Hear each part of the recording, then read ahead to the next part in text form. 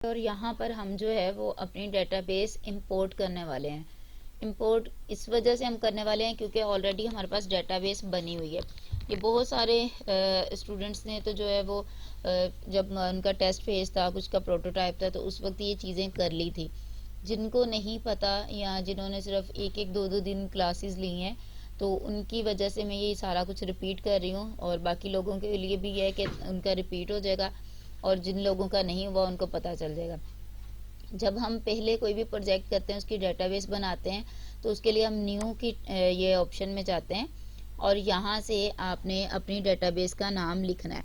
Database आप किसी भी नाम से बना सकते हो, लेकिन अगर आपके पास कोई प्रोजेक्ट आ रहा है जिसकी ऑलरेडी डेटाबेस बनी हुई है, तो हम यहाँ पे वही डेटाबेस नेम रखेंगे जो हमारे फोल्डर के अंदर जो डेटाबेस के पड़ी हुई है फाइल, उसका नाम है। जैसे ये वाला नाम है,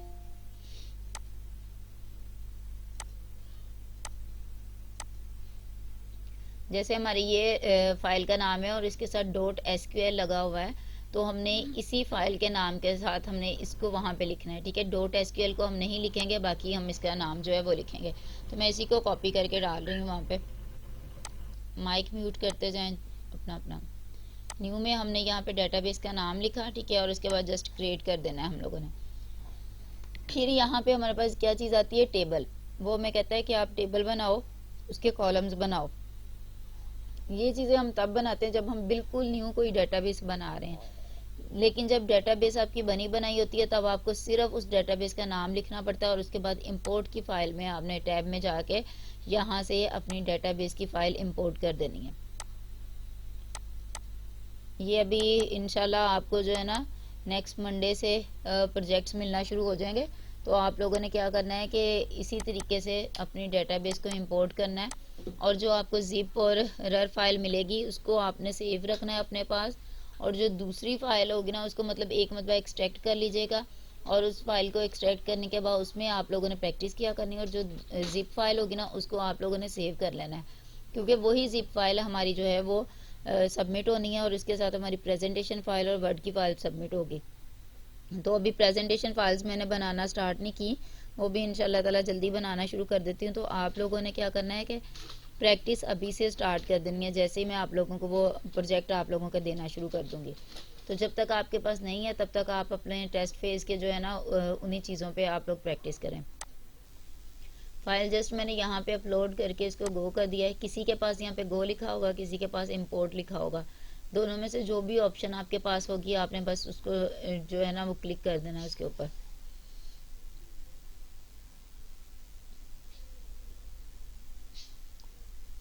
आप ये बात जरा रिपीट कर दें कि कौन सा वाला हमें प्रोजेक्ट मिलेगा और किससे हमने करना है, समझ नहीं आयशा, आया। आप लोग तो अपना प्रोजेक्ट बना रही हो ना, जिन लोगों ने मेरे से बनवाए हैं मैं उनकी बात कर रही हूँ कि उन लोगों ने अपने जो है वो प्रैक्टिस करनी है, उनको जो प्रोजेक्ट उनके दिए जाएंगे। आप लोग तो अपना खुद से बना रही हो। ये मेरे पास डेटाबेस इंपोर्ट हो गई है, ठीक है। अगर आपके पास कोई एरर आएगा तो ये जितना भी ग्रीन एरिया आपको नज़र आ रहा है ये रेड कलर में होगा, और बाज़ औक़ात ऐसा होता है कि आपका कोई एक आधा टेबल पहले से इंसर्ट हो जाता है, तो वो उसको दोबारा से यहाँ पे इंसर्ट करने की कोशिश करती है डेटाबेस, और फिर वो उसका एरर शो करवा रहा होता है, जबकि वो आपके पास यहाँ पे पहले ही सबसे पहले ही वो इंसर्ट हो जाता है। तो इसलिए आप लोगों ने उस चीज़ की टेंशन नहीं लेनी, उस चीज़ को एक मतलब वेरीफाई कर लीजिएगा, बैक कर लीजिएगा, यहाँ से यहाँ पे डेटाबेस के नाम पे क्लिक कर देंगे, तो तब भी आपको पता चल जाएगा कि डेटाबेस के टेबल सारे आ चुके हैं या नहीं आए। अच्छा, ये हमारी लेफ्ट साइड पे आप देख रहे हो, ये सारी डेटाबेस हैं जो मुख्तलिफ प्रोजेक्ट्स की हैं मेरे पास, ठीक है। और इसमें ये हमारी अभी जो हमने इंपोर्ट की है, ये डेटाबेस का नाम है, और इसके नीचे ये हमारे सारे टेबल्स का नाम है जो उस डेटाबेस के अंदर पड़े हैं।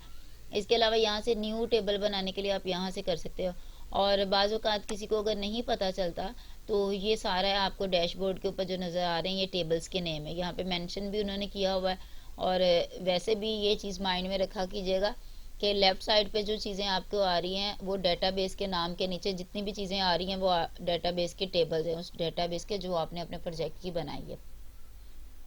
अच्छा, अब मैं दोबारा इस प्रोजेक्ट को ज़रा रिफ्रेश करती हूँ, मुझे ये भी देखना पड़ेगा, मैंने डेटाबेस किसी और की भी रखी होती है इसमें, वो शायद वही मसला हुआ है। चलो मैं इसको साथ साथ क्लियर कर देती हूँ।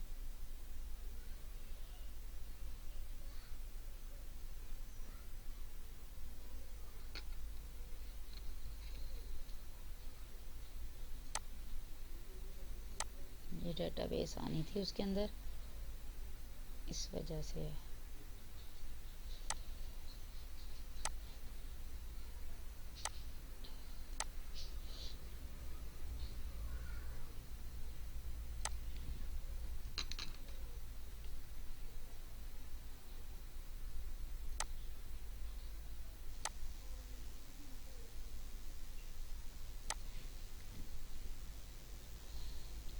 अच्छा, अभी मेरे पास ना इस प्रोजेक्ट में काफ़ी ज़्यादा एरर्स आने हैं क्योंकि डेटाबेस का मसला आ रहा है, तो साथ साथ फ्रंट एंड का बता देती हूँ।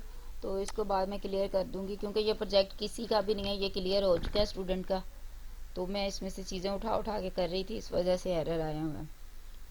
अभी आपको इसके एडमिन पैनल पे ले जाती हूँ। एडमिन पैनल जो है वो मोस्टली सभी स्टूडेंट का एक जैसे ही होगा, सिर्फ उसके अंदर क्या फ़र्क आना है उनकी ऑप्शंस का, उनकी टैब्स का, या उनकी जो रिक्वायरमेंट है उनका। बाकी जितनी भी उसकी सीएसएस वगैरह होगी वो एक जैसी ही तकरीबन होनी है। लॉगिन पेज हम लोग कर चुके हैं, आपको पिछली मरतबा भी बताया था, रजिस्ट्रेशन पेज भी बताया था। ठीक है, अगर किसी को उसके बारे में नहीं पता तो वो अभी पूछ लें, आज दोबारा यहाँ पे रिपीट करवा के क्लियर कर दूँ, क्योंकि जो कल की क्लास होनी है उसमें पीछे वाली चीज़ें रिपीट नहीं होनी, उसमें सारी चीज़ें न्यू होनी है। और उसके अंदर जो चीज़ें यूज़ होनी है वो बूटस्ट्रैप 4 और 5 की यूज़ होनी है। तो इसलिए अभी किसी को मतलब कुछ भी पिछला याद ना हो, पूछना चाहता हो तो वो पूछ ले अभी मेरे से।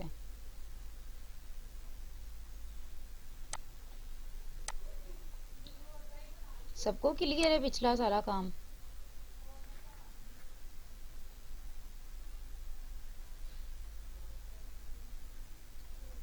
आप लोगों को मेरी आवाज़ तो आ रही है? जी आप। जी जी जी आ मैम रही है। क्लियर है। ठीक है, हाँ फिर जी। मैं आगे करवा देती हूँ। क्लियर है। ओके, साइड बार है। ठीक है, साइड बार सबके प्रोजेक्ट के अंदर मौजूद होनी है क्योंकि एडमिन पैनल के लिए आपके पास साइड बार होती है। और ये वाला जितना भी काम हुआ है इसमें बूटस्ट्रैप 3 की क्लासेस यूज़ हुई हैं, लेकिन जो न्यू प्रोजेक्ट्स हैं उनमें बूटस्ट्रैप 4 और 5 को यूज़ किया है। तो इन 3 की क्लासेस को एक मरतबा देख लें ताकि आपको उनका 4 और 5 का भी कल को अंदाज़ा हो जाए। हम यहाँ पे जब नैब बार बनाते हैं, अब नैब बार का आप सबको पता है कि नैब बार होती क्या है। ये ऊपर ब्लैक हेडिंग में जो चीज़ आ रही है, ये सारे हेडर आ रहा है, ये हमारी नैब बार है। ठीक है, इसी नैब बार को हम जो है वो साइड पे इस रुख पे ले आते हैं जहाँ पे कैटेगरी और ब्रांड लिखा हुआ है। तो ये हमारी जो होती है इस तरफ आ जाती है जब वो हमारी साइड बार होती है, लेकिन उसके लिए भी हम यूज़ नैब बार को ही कर रहे होते हैं। ठीक है, साइड बार बनाने के लिए भी नैब बार को यूज़ कर रहे होते हैं। और इसको हमने क्या कर रहे हैं कि फिक्स कर दिया है। ठीक है, टॉप पर ये फिक्स की हुई है, मतलब जिस जगह पे भी आप इसको फिक्स करेंगे ये वहीं पे फिक्स हो जाएगी। स्क्रॉल डाउन करने पर वो नैब बार जो है वो स्क्रॉल डाउन नहीं करती, वो उसी जगह पे इस तरीके से फिक्स रहती है। अच्छा, ये जो नैब बार है ना, ये हमने पहले बनाई हुई है क्लास। क्लासेस आप एक से ज़्यादा बना सकते हो एक ही लाइन के अंदर। ये जैसे मैंने एक ही लाइन के अंदर डिफरेंट क्लासेस बनाई हुई है, 1 2 और 3 ये क्लासेस बनी हुई है। जो आईडी होती है, आईडी हम सिर्फ एक बनाते हैं। क्लासेस आपकी डिफरेंट बन सकती हैं और इसको आप जितना मर्जी एक लाइन के अंदर ही बना सकते हो। अब पहले हमारे पास पहली क्लास कौन सी होती है, वो मेन क्लास होती है हमारी। मेन क्लास इस वजह से होती है क्योंकि उसी क्लास को हमने यूज़ करके आगे बाकी वाली क्लासेस बनानी होती हैं बूटस्ट्रैप के अंदर, और उन्हीं के ऊपर वर्किंग करनी होती है। अब नैब बार हमारी जो है वो मेन क्लास है। ठीक है, उसके बाद नैब बार इन्वर्स जो है ना, इन्वर्स का जो मतलब है ये बूटस्ट्रैप के अंदर ये ब्लैक कलर शो करवा रहा है। अगर मैं ये वहाँ से नैब बार को, ये इन्वर्स को हटाऊंगी तो इसका कोई और कलर आ जाएगा। इसके अलावा नैब बार डिफ़ॉल्ट यहाँ पे आप ले सकते हैं, नैब बार प्राइमरी आ जाती है और भी काफ़ी ज़्यादा आ जाती हैं। तो ये सारी जो है ना मतलब आपने अगर ब्लैक कलर देना है तो ये इस तरीके से इन्वर्स लगा सकते हो। अगर डिफ़ॉल्ट करना है, डिफ़ॉल्ट में ग्रे कलर आएगा तो आप यहाँ पे डिफ़ॉल्ट लिख सकते हो। तो ये बता रहा है कि हमने पहले क्लास ये यूज़ की। ठीक है, उसी क्लास के ऊपर हम अपना अगला फंक्शन कर रहे हैं, जो भी काम अगला करें, और उसी क्लास को, ये पहले वाली क्लास को यूज़ करके हम उसको बता रहे हैं कि हम इसी क्लास को फिक्स करने वाले हैं। उसके बाद आ जाते हैं हमारे पास कंटेनर। कंटेनर होते हैं दो तरह के, एक सिंपल हमारे पास होता है कंटेनर और दूसरा होता है कंटेनर फ्लोट। कंटेनर के अंदर क्या काम होता है, अब आपके पास ये पूरी स्क्रीन नज़र आ रही है, ठीक है। तो कंटेनर ने क्या करना है, उसने सेंटर से आपकी वर्किंग स्टार्ट करनी। जैसे ये ग्रे पोर्शन उसने इधर से छोड़ दिया और इधर से आप ये ब्लैक कलर का इतना इतना पोर्शन आप समझ लो छोड़ा हुआ है, इतना पोर्शन ये वाला इतना, ठीक है जी, आम माइक तक का समझ रहे हैं। और जो दरमियान वाला हिस्सा है ना वो हमारा कंटेनर में आ रहा है। और जो होता है कंटेनर फ्लोट, ये पूरी आपकी स्क्रीन को टच कर रहा होता है, लेफ्ट से राइट और राइट से लेफ्ट पूरा जाता है। इन दोनों में ये फ़र्क है। और ये दोनों काम क्या करते हैं, जो काम डिव करती है हमारे लिए एक स्पेसिफिक एरिया जो है वो मखसूस कर देता है कि हमने इसी के अंदर काम करना है, हमने इतने से लेके इतने एरिया के अंदर फलां काम करना है, वही काम कंटेनर हमारे लिए कर रहा होता है। कंटेनर हम जब बनाते हैं या डिव हम बनाते हैं तो हमें आइडिया नहीं हो पाता कि हमने कितना मतलब एरिया जो है वो इसके अंदर कवर कर रहे हैं। तो उसके लिए आसान हल ये होता है कि आप इसी डिव के अंदर ना, यहाँ पे जैसे अब कंटेनर हमने लगाया हुआ है तो इसी डिव के अंदर आप स्टाइल लो, ठीक है, और स्टाइल के साथ आप इसको जो है वो बैकग्राउंड कलर दे लो कोई भी। बैकग्राउंड कलर जब आप दोगे और उसके बाद कुछ भी थोड़ा सा वर्ड आप इसके ऊपर एक दो वर्ड डिव के अंदर लिख दोगे, जैसे अब मैंने इस डिव के अंदर ये सारा काम किया हुआ है, ठीक है, तो वो आपको उतना एरिया जो है ना वो कलरफुल दिखाना शुरू कर देगा। उससे आपको अंदाज़ा हो जाएगा कि मैंने इतने एरिया के लिए ये डिव जो है बनाई है, या इतने एरिया के लिए मेरा ये कंटेनर मुझे इतनी जगह प्रोवाइड कर रहा है। तो इस तरीके से आपको अंदाज़ा होता जाएगा और आप काम कर लोगे। और उसके बाद आप क्या करो कि ये जो आपने कलर दिया हुआ है इसको फिर वहाँ से रिमूव कर दो। अगर तो उस एरिया को आपने कलर देना है तो आप रहने दो, अगर नहीं कलर देना तो फिर आप उसको रिमूव कर सकते हो। उसके बाद आ जाता है डिव के अंदर, वो नैब बार के अंदर हेडर।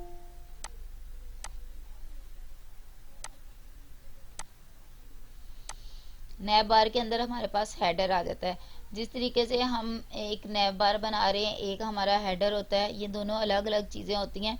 तो हेडर में क्या करते हैं, ये आपके मतलब टाइटल जिस तरीके से आप लिखते हो उस हिसाब से ये वर्किंग कर रहा होता है, ठीक है। अब हम चूंकि ये बना रहे हैं साइड बार के लिए, ये नैब बार के लिए नहीं बना रहे, तो इस वजह से मैंने यहाँ पे हेडर उसको दिया हुआ है, ठीक है। और उस हेडर के अंदर मैंने अपना टॉगल नेविगेशन बनाया, मतलब एक बटन बनाया, 3 डॉट्स वाला बटन। जैसे ये हमारे पास गूगल का 3 डॉट्स वाला बटन है, ठीक है, या आप इसको इसे लेकर आते हो,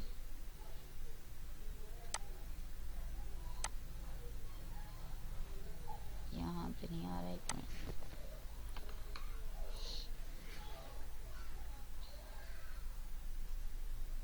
ये हम W3 स्कूल में ही देख लेते हैं, ठीक है। ये आपके पास बटन शो करवा देता है यहाँ पे 3 डॉट्स का, जैसे ये बटन आ रहा है, इसके अंदर ये सारी आ रही हैं चीज़ें। तो ये जो बटन है ये हमारा टॉगल नेविगेशन है। टॉगल नेविगेशन का मतलब ये होता है कि एक ऐसा बटन जिसके ऊपर आप क्लिक करो तो वो आपकी सारी नेविगेशन बार को, मतलब नैव बार को वो डिस्प्ले करवा दे, ठीक है। और इस बटन को हम दिखाने के लिए क्या उसके ऊपर लगा रहे हैं, हम आइकन बार लगा रहे हैं। आइकन बार क्या करती हैं, वो इस तरीके की 3 लाइंस आपके पास बना देती हैं। आप जितनी ये आइकन बार्स लगाओगे वो उतनी लाइंस वहाँ पे बनाता जाएगा, ठीक है। और उसके बाद ये हम सारा काम कर रहे हैं एक बटन के अंदर। ये बटन का टैग लिया हुआ है मैंने, ये वाला, ठीक है, या ये इसका ओपनिंग टैग है और ये इसका क्लोजिंग टैग है। इस टैग के अंदर हमने ये लाइंस बनाई हैं सारी अपनी।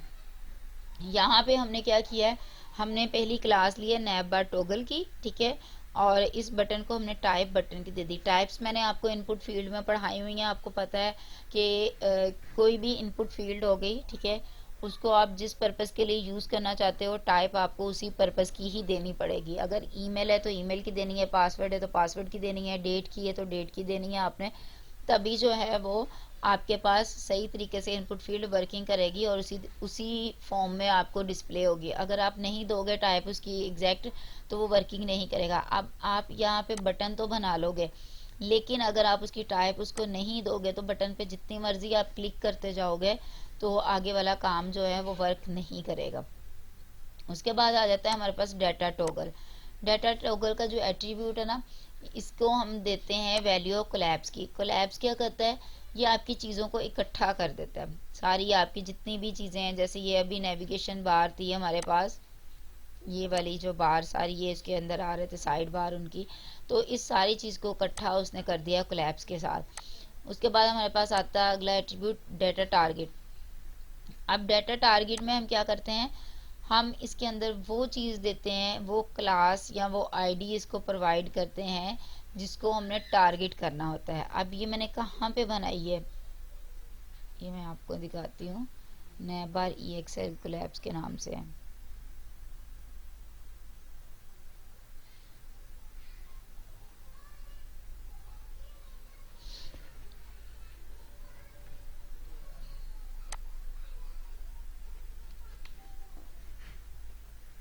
ये नीचे बनी हुई है, ठीक है। ये मैंने एक क्लास बनाई हुई है। अगर आप आईडी बनाओगे, ठीक है, तो ऊपर जो साइन यहाँ पर आएगा, ये आप देख लें, ये बिल्कुल नीचे है ऊपर, मतलब हमारी जहाँ पे ये डिव उसकी कंटेनर पहले वाली की ख़त्म हुई है, जहाँ पे हमने अपने नैब बार के सारे फंक्शंस दे रहे थे, उसके नीचे मैंने एक बना के कोलैप्स की, तो उसको मैंने ऊपर कॉल करवाया हुआ है। ये ऊपर जब हम यहाँ पे आते हैं, ये देखें इस जगह पे। तो अगर आप आईडी बना रहे हो तो आईडी के लिए आपने इस डॉट की जगह पे हैश को यूज़ करना है, और अगर आप क्लास बना रहे हो तो उसके लिए आप डॉट को यूज़ करेंगे। अब वहाँ पे जब आपने जो भी क्लास बनाई होगी, ये मैंने नाम ये लिखा हुआ है नैबार EXL कोलैप्स के नाम से, आप इसकी जगह पे कोई भी नाम दे सकते हो, ठीक है। और जो नाम आप नीचे उस क्लास या आईडी को देंगे, वही नाम आप ऊपर जाके उसको कॉल करवाएंगे। जब आप ये काम कर लेंगे तो फिर आप उन बटन्स पे जब क्लिक करेंगे तो फिर वो क्या करेगा कि ये वाली जो हमारी क्लास या आईडी होगी, ये परफॉर्म करेगी, और इसकी वजह से हमारे पास ये सारे वाला नीचे वाला डाटा हमारे पास डिस्प्ले होगा। ये जितना भी डाटा आ रहा है, ये वाला नीचे वाला, ठीक है, ये सारा हमारा डिस्प्ले होना है। यहाँ पे अब मैंने क्या किया हुआ है, मैंने साइड बार चूँकि बनानी थी, तो मैंने उसके लिए यूएल को यूज़ किया है, अनऑर्डर लिस्ट को। हम जितने भी मतलब साइड बार बनाना चाहते हैं, कैटेगरीज बनाना चाहते हैं, या कोई भी ऐसी चीज़ जिसमें नैब बार बन रही है, कैटेगरीज बन रही है, साइड बार बन रही है, या लिस्ट बन रही है, वहाँ पे हम अनऑर्डर लिस्ट बनाते हैं, ठीक है। और जहाँ पे आपने सिर्फ जो है वो LI को डिस्प्ले करवाना होता है, उसको पॉइंट्स के साथ सिर्फ लिस्ट को डिस्प्ले करवाना होता है, वहाँ पर आप क्या करते हैं जी, कि उधर अपने जो है वो OL को यूज़ करते हैं, ऑर्डर लिस्ट को। ये दो चीज़ें अलग अलग वर्किंग करती हैं। ऑर्डर लिस्ट के अंदर आपकी जितने भी वो क्लास होगी, लिस्ट बनी होगी, वो काउंटिंग की फॉर्म में या अल्फ़ाबेटिक फॉर्म में डिस्प्ले होगी। और अगर आप जो है उसको UL के अंदर यूज़ करते हैं तो ये बुलेट्स की फॉर्म में डिस्प्ले होगी। और इसके साथ क्या होगा कि आप बुलेट्स को जो है ना वो हाइड भी कर सकते हो, और जो उसके अंदर ऑर्डर लिस्ट के अंदर आती है उसको हम लोग हाइड नहीं करवाते। इसलिए जहाँ पर भी आपने नेविगेशन बार बनानी, साइड बार बनानी है, कैटेगरीज बनानी है, वहाँ पे आप UL को इस्तेमाल करोगे ताकि हम इसके बुलेट्स को रिमूव कर सकें या हाइड कर सकें। फिर इसके बाद मैंने क्या किया है कि इसी के अंदर एक मैंने क्लास बनाई है, ठीक है, उसको मैंने एक नैव का नाम दे दिया है, ये अपने पास एक मैंने नाम दिया हुआ है। और फिर मैंने इसके बाद नैव बार राइट और टॉप नैव के नाम की क्लासेस बना दी हैं। फिर मैंने यहाँ पे एक ड्रॉप डाउन बनाया, ठीक है। ये नैब बार राइट के क्या काम करेगा कि ये इस वाले UL के अंदर जितनी भी चीज़ें पड़ी हुई हैं उसको मेरे पास इधर राइट साइड पे डिस्प्ले करवाएगा। राइट साइड पे डिस्प्ले करवाने के बाद वहाँ पर हमने एक बनाया ड्रॉप डाउन, और उस ड्रॉप डाउन को हमने मेन्यू दे देना है। ये ड्रॉप डाउन है, और क्लास हमने इसके बाद ड्रॉप डाउन टॉगल की बनाई है, और यहाँ पे सेम वही मेथड यूज़ किया है जो ऊपर हमने यहाँ पे ये डाटा टारगेट वाला और डाटा टॉगल वाला यूज़ किया था, सेम वही मेथड यहाँ पे है। डाटा टॉगल को हमने ड्रॉप डाउन दे दिया, ठीक है। और उसके बाद हम टैली के जो टैग के अंदर अपने दे रहे हैं क्या उसको कहते हैं, फॉन्ट ऑसम को लगा रहे हैं, ठीक है। और फॉन्ट ऑसम के अंदर हम लोग क्या करते हैं कि जितने भी आइकन्स आप शो करवाना चाहते हैं वो करो। यहाँ पे हम दो चीज़ों के अंदर फॉन्ट ऑसम लगा सकते हैं, एक अटैलिक के टैग के अंदर और दूसरा स्पैम के टैग के अंदर, ठीक है। अटैलिक के टैग के अंदर भी आपका जो फॉन्ट ऑसम है वो इजीली लग जाता है, और फिर उसके ऊपर अटैलिक की जो फंक्शनैलिटी है वो अप्लाई नहीं होती। अगर आप स्पैम टैग के अंदर यूज़ करते हो तो स्पैम टैग के अंदर तो आप जो भी काम जैसा भी करोगे वो उसी तरीके से वहाँ पर अप्लाई होगा। स्पैम की अपनी कोई भी फंक्शनैलिटी नहीं है। और अटैलिक के अंदर जब आप करते हैं तो अटैलिक के अंदर की भी फंक्शनैलिटी ख़त्म हो जाती है जब इसके ऊपर फ़ॉन्ट ऑसम लगता है। फिर उसके बाद हमारे पास क्लास बनती है फाफा यूज़र की। ये मैंने क्लास बनाई है, यहाँ पे यूज़र का एक आइकन लग रहा है। फाफा का मतलब है ये फ़ॉन्ट ऑसम लगा है, एफ ए मतलब फ़ॉन्ट ऑसम। और इनके लिंक्स मिलते हैं। जिस तरीके से हम बूटस्ट्रैप के सीडियन लगाते हैं सेम इसी तरीके से हमारे जो हैं वो इनके लगते हैं सीडियन, उसी तरीके से इनके लिंक्स लगते हैं। ठीक है, और उसके बाद ये आगे पीएचपी की वर्किंग है, इन पे अभी हमने नहीं जाना। ठीक है, फिर यही जो ड्रॉप डाउन है ये मैंने यहाँ पे दोबारा एक बनाया ड्रॉप डाउन मेन्यू की क्लास, और उसके अंदर मैं अपना मेन्यू जनरेट कर रही हूँ, मतलब अपना मेन्यू बना रही हूँ जो भी मैंने बनाना है। एंकर टैग यूज़ किया है, एंकर टैग के अंदर ही पीएचपी को यूज़ किया गया है। ये बाद की चीज़ें हैं, इस वजह से पीएचपी वाला अभी कुछ भी नहीं बता रही। ठीक है, सिर्फ अभी मैं आप लोगों को जो है वो फ्रंट एंड के बता रही हूँ चीज़ें बता रही हूँ। अच्छा, ये स्पैन टैग आ गया अभी जिसकी मैं बात कर रही थी, और इसके अंदर हमने बैज लगाया। बैज किस काम के लिए यूज़ होते हैं, ये एक आपने शायद देखा हो, जैसे अब ये मैंने अपग्रेड का एक लगाया हुआ है, ये इनका बटन लगा हुआ है। इसके ऊपर अगर न्यूमेरिकल वर्ड्स लिखे हुए आएंगे ना तो वो हमारे बैजेस बन जाते हैं। ठीक है, यहाँ पर इनके दिए हुए हैं कि मुझे सर्च से सारा करना पड़ेगा, फिर मैं दिखाती हूँ आपको।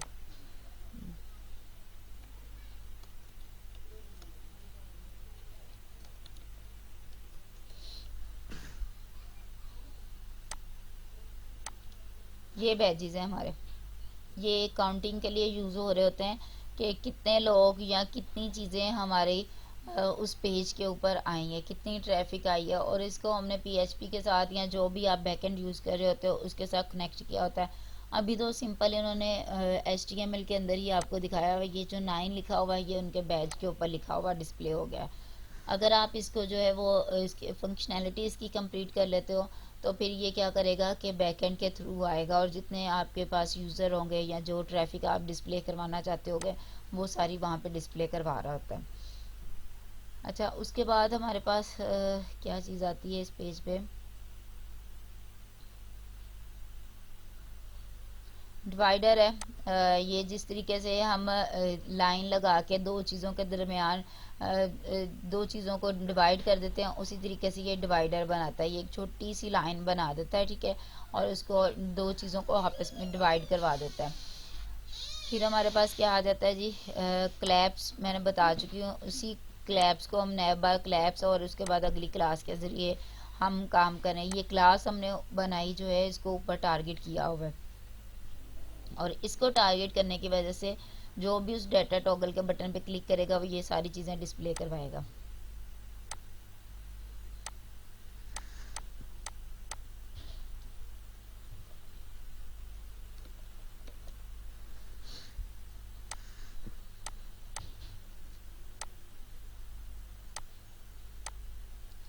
ये अभी ओपन भी नहीं होगा क्योंकि आईडी उसमें वो नहीं लगी हुई। कोई और मैं देख देती हूँ, प्रोजेक्ट जो पड़ा है उसका कर देती हूँ।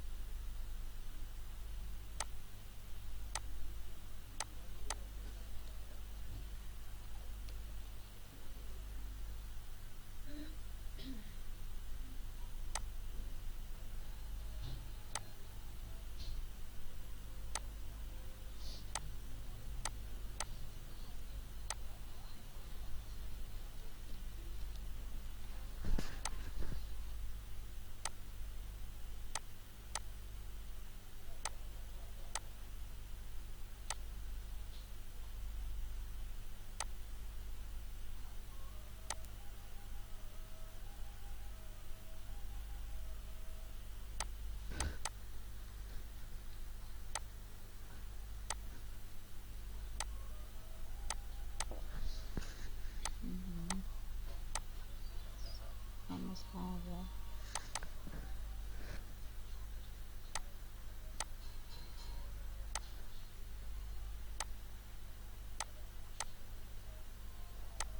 आज मैं पैनल लगता है आज ओपन ही नहीं होना। खैर इसको कल सेट वेट करके दिखा देती हूँ आप लोगों को, जो प्रोजेक्ट बने हैं वो रन करके। अच्छा, उसके बाद क्या है जी, ये हमने क्लासेस ये भी फिर वो नैप बार के लिए ही यूज़ किए हैं, साइड नैप बार के लिए, और वहाँ पे ये डैशबोर्ड यूज़ करवाया है। जो मेन चीज़ें ना इसमें से जो हमने पिछली मरतबा नहीं पढ़ी हुई वो चीज़ें मैं आप लोगों को पढ़ा रही हूँ अभी। अच्छा, ये सारा ना वही उसी साइड बार का आ रहा है। ये बुक के लिए हमने यूज़ किया हुआ है फॉन्ट ऑसम। ये इसका क्रिएट डाउन के लिए बटन यूज़ किया हुआ है फॉन्ट ऑसम का। ये इसका था साइड बार का। अब हम बात करें इसकी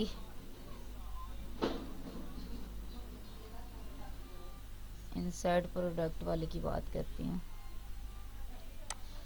ये कैटेगरी का है, ठीक है। इसमें हमने क्या किया है कि जी कॉलम्स लिए हैं। कॉलम हम पहले भी पढ़ चुके हैं, 12 टोटल हमारे कॉलम होते हैं, ठीक है। और इसमें कौन कौन से होते हैं, एसएम और मीडियम होता है एमडी का, एलजी का और एक्स्ट्रा लार्ज का, ठीक है। एसएम स्मॉल के लिए यूज़ होता है, एमडी मीडियम के लिए यूज़ होता है, एलजी लार्ज के लिए, और एक्सएल जो है वो एक्स्ट्रा लार्ज के लिए यूज़ होता है। 12 से ज़्यादा हम जो है वो कॉलम्स को यूज़ नहीं करते। 12 से कम यूज़ हो सकते हैं, ज़्यादा नहीं हो सकते। अगर आप कोई एक कॉलम बना रहे हो तो एक कॉलम के अंदर भी आप 12 कॉलम्स को यूज़ कर सकते हैं। फिर उसके बाद हम एक पैनल की क्लास बना रहे हैं, ठीक है। और इस पैनल में क्या होगा, पूरा आपको एक फ्रेम बना हुआ मिलेगा, और उस पैनल को हम डिफ़ॉल्ट नाम देते हैं। डिफ़ॉल्ट नाम के साथ ये जो है वो कलर आ जाता है, ठीक है। हमारे जो बूटस्ट्रैप के अपने कलर्स हैं, ये उन्हीं का एक हिस्सा है। आपको पता है प्राइमरी, सक्सेस, डिफ़ॉल्ट, और इसके अलावा जो है वो डेंजर, वार्निंग, ये सारे जो हैं इसके कलर्स हैं, बूटस्ट्रैप के अपने कलर्स हैं। तो उनको हमने यहाँ पे लिखा हुआ है। फिर उसके बाद पैनल की हेडिंग। हेडिंग के अंदर ये वही चीज़ बना रहा होता है कि हमने किसी चीज़ को हेडिंग देनी है, किस तरीके से वो एक हेडर क्रिएट कर देता है। उसके बाद टाइटल आ जाता है। टाइटल के अंदर हमने ये चीज़ लिख दी है तो वो इस चीज़ को डिस्प्ले करवा देगा। पैनल की बॉडी है। बॉडी जिस तरीके से आपके पास ये आती है, इसकी ये सारी बॉडी आ रही है, इसी तरीके से बॉडी बनी होती है। जैसे फर्स्ट कर लें ये बनी हुई है, तो इसके अंदर जो है वो आपका जितना भी डाटा होता है बॉडी का वो डिस्प्ले करवाएगा। फिर हमारे पास आ जाता है जी ये प्रोडक्ट कैटेगरी का टाइटल आ गया, और उसके बाद ये मैंने कॉलम यूज़ किए हैं, ठीक है। फॉर्म कंट्रोल की एक मैंने क्लास यूज़ की है। इस क्लास को अगर आप यूज़ नहीं करते तो ये जो आपको डिस्प्ले हो रही है इनपुट फील्ड्स, ये एक जैसी नहीं रहेंगी। मतलब जो इनका बाय डिफ़ॉल्ट साइज़ होता है ना, वो यहाँ ये जितना ओ लिखा हुआ है ना जिस जगह पे, उतनी सी आपकी इनपुट फील्ड हो जाएगी। लेकिन अगर आप फॉर्म कंट्रोल की क्लास हर फील्ड के अंदर देते हो तो ये खुद ब खुद इतनी बड़ी जो है वो इनपुट फील्ड बन जाती है। उसके बाद हमारे पास क्या है, नेम का एट्रीब्यूट है। नेम का एट्रीब्यूट बैकएंड के लिए यूज़ होता है। टाइप जो आपने फील्ड की देनी है यहाँ पे वो लिखनी होती है हर इनपुट फील्ड के अंदर। इनपुट फील्ड का जो है वो क्लोजिंग टैग नहीं होता। ये हर जगह पे आपको जो है वो इसकी फॉर्म कंट्रोल की क्लास इनपुट फील्ड के अंदर मिलेगी। उसके बाद हमारे पास क्या है, कंट्रोल लेबल की जो क्लास है ये आपके लेबल को कंट्रोल कर रही होती है। और फॉर्म ग्रुप की जो क्लास होती है ये आपके लेबल और इनपुट फील्ड और इन दोनों के अंदर जो भी चीज़ें मौजूद होती हैं उनको एक ग्रुप की शक्ल में बना देती है। अच्छा, ये हो गया हमारा कैटेगरी का। और सेम यही चीज़ जो है वो हमारी प्रोडक्ट के अंदर आती है।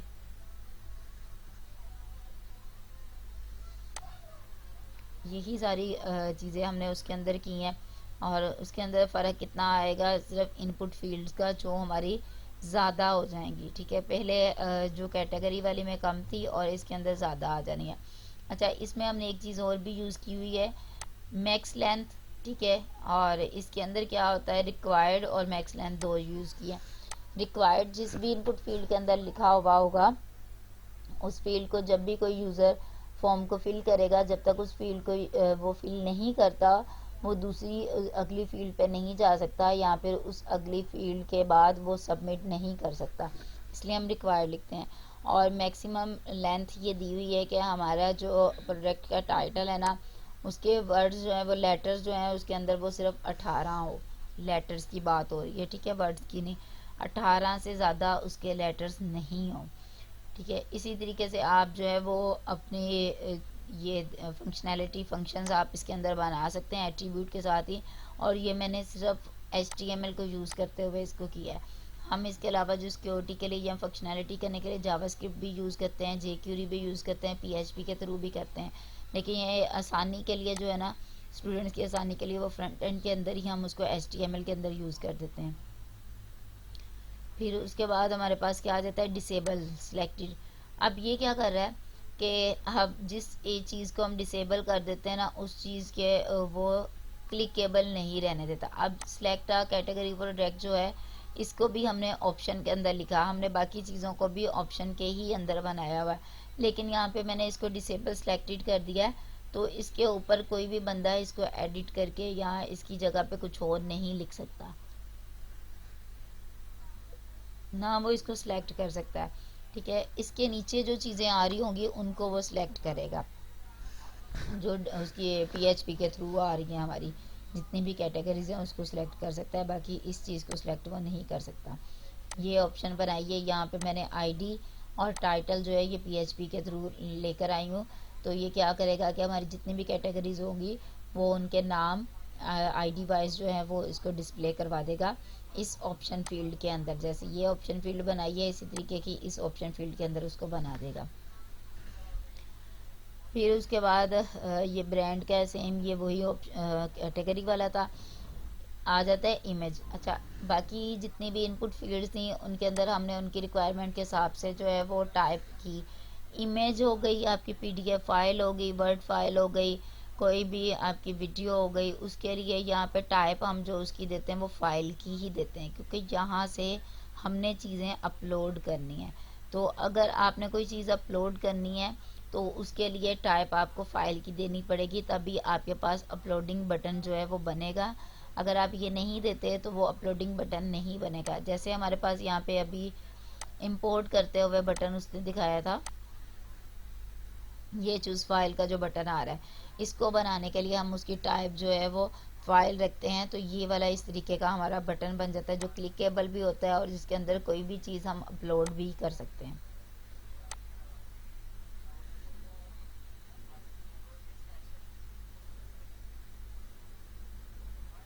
प्राइस के लिए टेक्स्ट ही रखा है, क्योंकि प्राइस आपकी डॉलर में भी हो सकती है, प्राइस आपकी PKR में भी हो सकती है, या किसी और कंट्री की भी प्राइस हो सकती है, इस वजह से हमने इसको टेक्स्ट में रखा है। उसके बाद प्रोडक्ट डिस्क्रिप्शन है, इसके भी टेक्स्ट में रखा। अच्छा, यहाँ पे एक चीज़ और आपको देखने के मिलेगी, कॉल्स 19 में लिखा है। कॉल्स मतलब है कॉलम्स, ये हम HTML के अंदर एट्रीब्यूट यूज़ करते हैं। ठीक है, और इसके अंदर हमने कॉलम्स दिए हैं। मैंने इसको दिया हुआ है कि मैं 19 कॉलम जो हैं वो उसके अंदर बन सके, 19 से ज़्यादा ना बने, और वो 19 कॉलम जो है वो 6 रोज़ में है। मतलब कॉलम आपने हमारे देखे ही हैं जो डेटाबेस में आ रहे होते हैं, जैसे ये आ रहे हैं ID नेम कैट स्लग जो आ रहा है, ये इस तरीके से ये हमारे कॉलम्स आ रहे हैं। और जो ये लेफ्ट से इस तरफ को जा रही हैं ये हमारी रोज जा रही हैं, ऊपर से नीचे की तरफ जो आ रही हैं ये कॉलम्स आ रहे हैं। तो वो मैंने यहाँ पे कॉलम्स बनाए हुए हैं, उसके आगे मैंने रोज दे दी हुई है। तो इसने इससे ज़्यादा डाटा इंसर्ट नहीं होने देना इसके अंदर, क्योंकि हमने ये दोनों एट्रीब्यूट्स इसके अंदर लगा दिए। अगर ये नहीं लगाए होंगे तो फिर हम अनलिमिटेड जो है वो डाटा लिख सकते हैं। इनको भी आप अपनी मर्ज़ी से कम ज़्यादा कर सकते हैं, ये जो वैल्यूज़ इनके अंदर दी हुई हैं। उसके बाद ये बटन है हमारा सबमिट का, उसकी टाइप मैंने सबमिट दी हुई है। ठीक है, ये बैकएंड के लिए नेम यूज़ हुआ है। क्लास मैंने इसकी जो दी है, क्लास के अंदर मैंने इसको कलर दे दिया है, तो ये ब्लू कलर का डिस्प्ले होता है प्राइमरी कलर के साथ। अच्छा, यहाँ तक किसी को कुछ पूछना हो तो पूछें। क्लास ये रिकॉर्डिंग पर है, क्योंकि पहली दफा ज्यादा सही नहीं आती ना समझ, तो रिकॉर्डिंग रिकॉर्डिंग तो मैंने लगाई हुई है, ये देखो चल रही है, रिकॉर्डिंग हो रही है साथ में। ठीक, फिर ये YouTube पे आ जाएगा। हाँ ये आप ये YouTube पे ही अपलोड होगी, क्योंकि इतनी लंबी जो है वो सेंड नहीं होती, वो सेंड नहीं हो पाती है। तो ये ठीक। मैं ना सुबह इंशाल्लाह करूँगी अपलोड, क्योंकि अभी जो है ना LMS का काम बहुत ज़्यादा करने वाला पड़ा हुआ है, तो अभी नहीं मैं अपलोड कर सकती इसको। सुबह फर्स्ट टाइम अपलोड करके लिंक आपको ग्रुप्स में सेंड कर दूंगी। अच्छा, कंफ्यूजन हो किसी को किसी भी मैंने प्रोजेक्ट चीज़ देखा के था। बारे में जो समझ ना आ रही हो?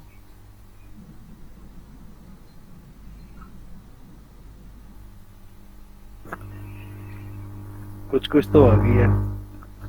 रिकॉर्डिंग सुनेंगे ना ज़्यादा आ जाएगी, और कल इंशाल्लाह जो नए प्रोजेक्ट है ना उसको रन करूँगी, तो फिर वो आप लोगों का ना उधर से साथ साथ दिखा दिखा के एक एक चीज़ का ना फिर करूँगी। ये सारे अभी पुराने प्रोजेक्ट इस लैपटॉप में पड़े हुए हैं, तो वो उसमें जो है ना वो ऐसे ही है, कोई चीज़ कहीं से उठाई है तो कोई कहीं से मिस है। साथ मेरे वाला प्रोजेक्ट नहीं